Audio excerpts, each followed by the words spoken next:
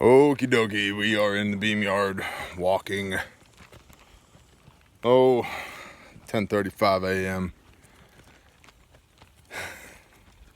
Doing a little bird walking just because I need to take a break from sanding. Bird walking, yeah, I saw that, PJ. It's alright, you can borrow it. I'm cool with it. And let's see what else. I actually took notes for the first time possibly ever.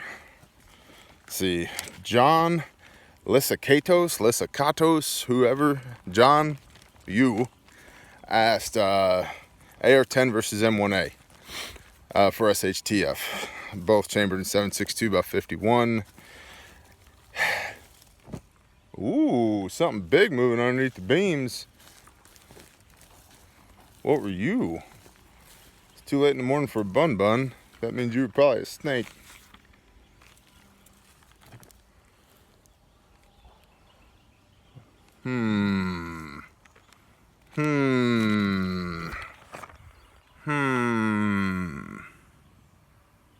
No. But yet again, why you should always have a pistol on your hip, even at work. My work won't let me carry. You're working at the wrong place, brother. But I gotta feed my kids. I know. I know, I've been there. Okay, so John asked AR-10 versus M1A. Okay. Honest answer, they're both excellent rifles. The M1A weighs more. You get like a Smith & Wesson M&P 10, 7.5 pounds. Will engage, can hit out to 700 meters. Good gun. More easily optics ready than an M1A. You got to do a little bit of singing and dancing to get a mount on an M1A. So kind of like trying to put an optics mount on an AK. The gun was not intended for it, so in order to get a mount on there, it takes a little bit of gunsmithing and a little bit of work, and it's not prohibitive, but it's a little bit of work. Reliability wise, man, it's a toss-up. A good AR-10 versus a good M1A, they're the same. The M1A, in my opinion, is far sexier, but I think in SHTF, sexy doesn't really matter. What's sexy is being able to hit your target. I do like the 7.62 by 51 chambering as a all-around round. You can hunt deer with it. You can, with certain loads, it'd be on the light side of like elk and bear, but it could be done. You can certainly engage two-legged targets with it. And down to, even varmint hunting with the proper load. Yeah, light bullet, sure. It's funny, my mom was digging through a box yesterday and she had a bag of just random ammunition, and there was one 7mm Remington Magnum round in there from when I was a kid. She's like, honey, do you need this? Thanks, Ma. But yeah, AR-10 versus M1A, probably an AR-10, honestly, because it's easier to put optics on. And the M1A is probably going to be a little bit more soft shooting because it's going to weigh a little bit more. Santi Joseph, I'm glad. I just see your comment right here talking about standardization of calibers across platforms for your tribe. That's what you were commenting on, and I'm glad you commented because I have in my notes Santi Joseph. Y'all should go check his channel out.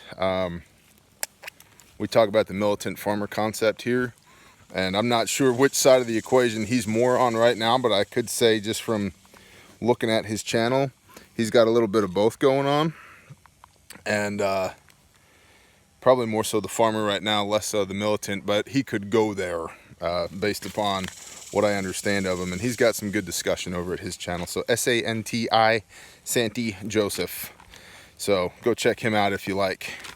And shalom, brother. I appreciate the back and forth we've had. Mike from North Carolina, you work for my mother-in-law at Concentric Electric in North Carolina. And I was informed by my wife that you watch this channel. So I'm just saying thank you for being here. You could tell all your buddies you got a YouTube shout out. So what's up, brother? Appreciate you. We are going to be at the Arkansas Preparedness Network's Preparedness Prepper Extravaganza this weekend. If you are interested in going to that, you can find them on their Facebook page, the Arkansas Preparedness Network. They're going to ask you 3 questions, one of which is, I think, do you live in Arkansas or the surrounding states? Because they really are trying to focus on that area, which makes sense. But Harmony and I will be there this weekend. There's going to be door prizes, there's going to be classes, it's probably going to rain, but that's okay, because honestly that's excellent real world, because you're not going to bug out on a day that's 65 degrees with the light breeze and, you know, clear sunny skies, or at least the likelihood of that is low. So yeah, bring your bug out bag and whatever your poncho / tarp system is, and come get sopping wet with us. But that is this weekend, the 23 June. Today's the 20th, Saturday, and the Arkansas Preparedness Network. So shout out to my brothers Gordy and Bruce and Hobie and Adam. I'm looking forward to seeing y'all and hanging out and just teaching people how to tie knots. So that'll be fun. The other thing I wanted to put in y'all's ear, now that we're 6 minutes in here, is I've had the blessing and the opportunity to work with several of y'all and meet with several of y'all face to face and email back and forth with several of y'all. And there's one brother that I'm emailing back and forth with right now who's really been touching my heart lately. You know who you are. And I've been trying to help him prioritize. You know, you can't hit a target you can't see, right? So the first thing you got to do is assess the target, right? Find the target, identify the target. What am I trying to do here? And then if you have a dozen targets or so, prioritize. And so we've been going through a couple exercises regarding that here lately, and as I understand it, it's been a help to him, and it's good for me too. It's good for my soul, and so I'm thankful for the opportunity to do that. And so I wanted to share, without giving away any of his personal information, some of the methods that we're using here that has been a help to him. So the first thing that I would want you to do, and this is life in general, but it also applies to SHTF, because SHTF is just life without all our modern creature comforts, man. It's just turning the dial back. With probably a large chance for societal instability there at the beginning. But you can use this both in SHTF and in your regular everyday life. The first thing I want you to meditate on, pray on, think about, and write down is, what are your 3 blessings, your 3 biggest blessings, and your 3 biggest cursings in your daily existence? What gets you out of bed in the morning, right? Like, what are your turn-ons, man? What are you super thankful for? And what are 3 things that if you could snap your fingers and make them go away, you'd do it right now? That'll help you get centered and figure out where your priorities are and where your head's at and where your heart's at, okay? And it doesn't have to be an immediate answer. You can take a week, 2 weeks, a month figuring out those 3 things. Where are you versus where do you want to be? There's definitely something underneath this beam.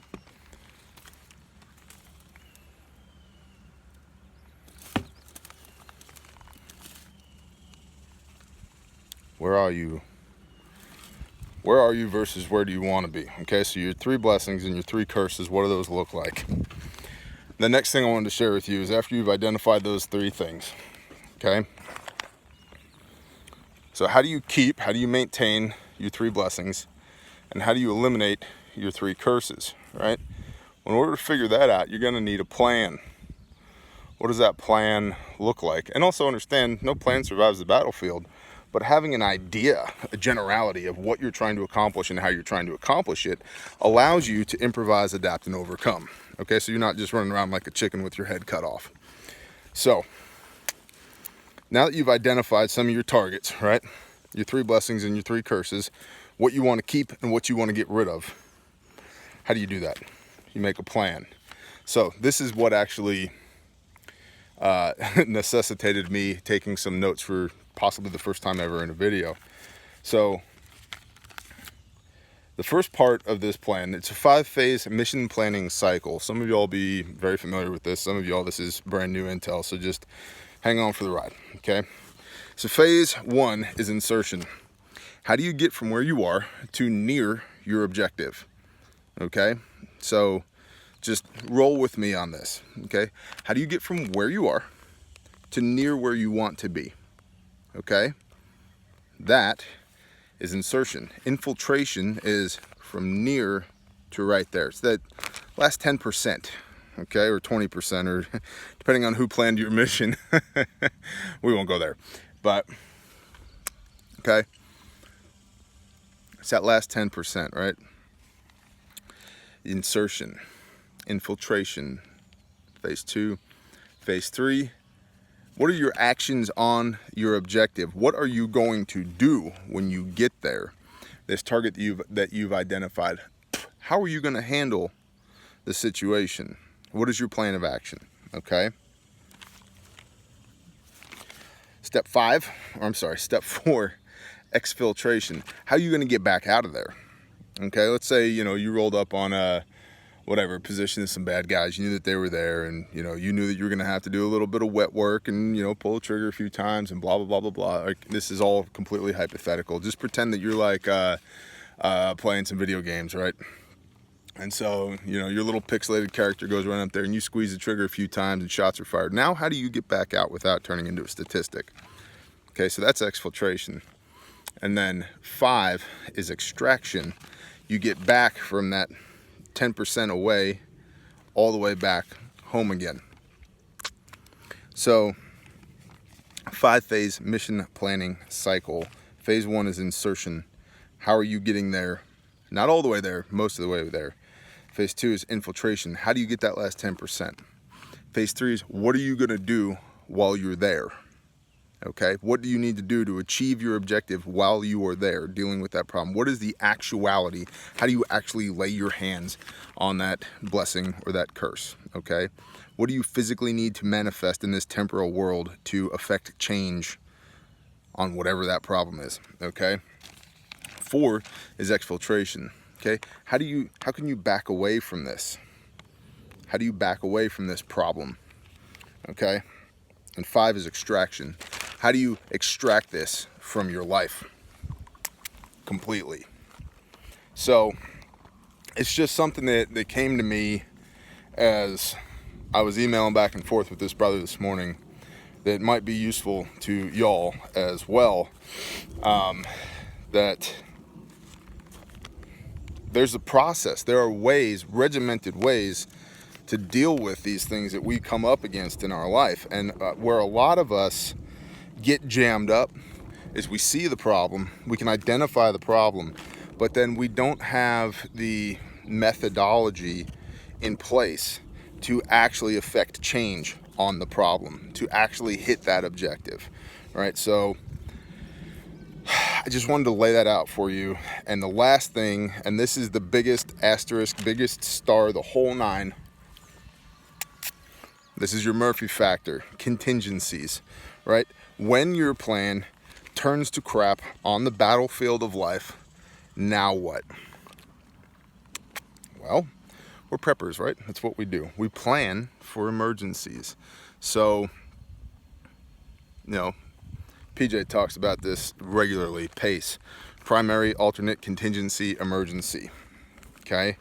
So, have options available to you in your methodology for hitting targets, for moving onto target, for moving out of range of that target, moving away from that target, completely removing yourself from that issue, whatever that is, right? Have more than one way to accomplish that. And because it's all going to go to hell in a handbasket anyway, right? Just hopefully you're coming out of this thing with your soul intact. So as you're fighting these battles and doing battle with these demons, and just whatever your burden is to bear, identify your 3 blessings, your big 3 in your life, and focus on those. And identify these 3 curses that you're carrying around, whatever they may be, right? And then figure out a way to deal with it. And I mean that with all love. I literally mean figure out what your plan of attack is going to be to deal with it.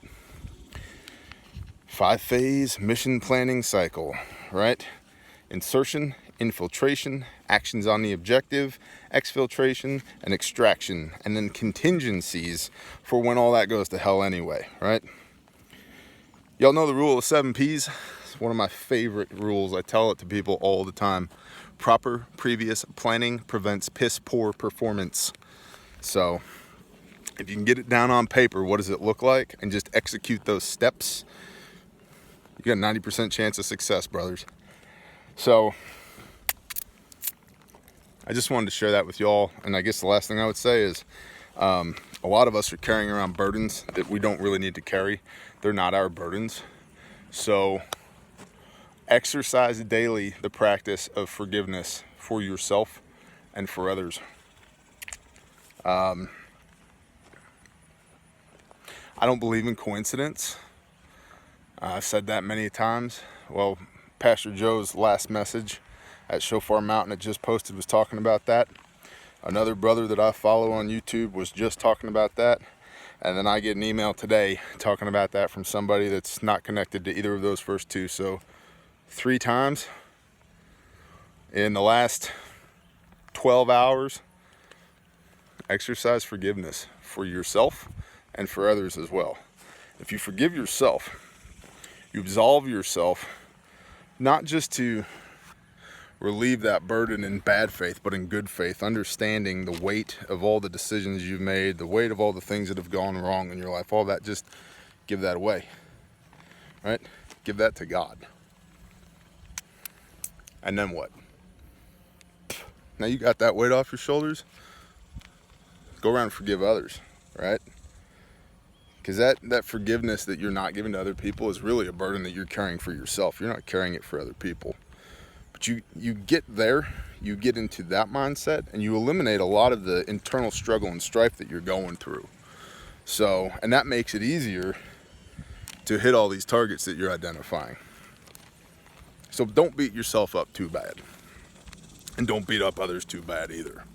So that's our bird walking for today. Oh, one last thing, and this is just a brief nugget I want to put in y'all's ear. A clear difference between what I experience in Texas and what I experience in Oklahoma is noise. It's much noisier here in Texas than it is in Oklahoma. And I mean all the noise. Industrial noise, road noise, vehicle noise, just having my headphones in, podcast noise, YouTube noise, internet noise, societal noise. And when I go to Oklahoma, that all goes away. It's awful quiet there. And in an SHTF situation, there's a strong possibility that you're not going to be listening to all the noise that you are used to listening to. And so I'll just ask you, how comfortable are you with silence? And if the answer is not very, I would suggest that you get comfortable with silence. You can't be walking down the road in SHTF with your earbuds in, completely oblivious. But not more than that, or I should say more than that. When we're quiet, be still and know that I am God.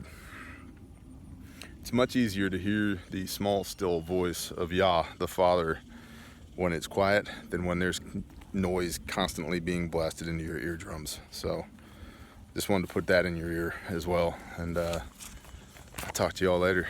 Bye. Okay, internet people. Our friend John sent us a box with stuff in it. And this thing's ringing a bell, but I don't remember why. What?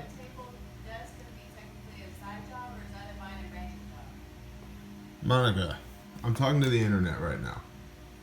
That'll be a side job. Don't worry about it. He also sent us this. It's a sling plate. That was cool. This little light dew bobble. He did not send us this. This is a burnout 48mm piston out of a steel MS360. He sent us some gun oil and this pen. It's not actually a pen, it's a lightsaber. And he didn't send us this pen, that's my pen. And he sent us some potassium iodide tablets so that we don't get irradiated and die. And some waterproof storm matches. And some salt for the bug out bag. And some rechargeable batteries. And a battery recharger. So, I'll put all this to good use. I appreciate it, John. This was once a tree. Yes, it was. So, thank you for your kindness, John. And John in Utah, we appreciate you, sir. The squid and the bear salute you. Have a wonderful day.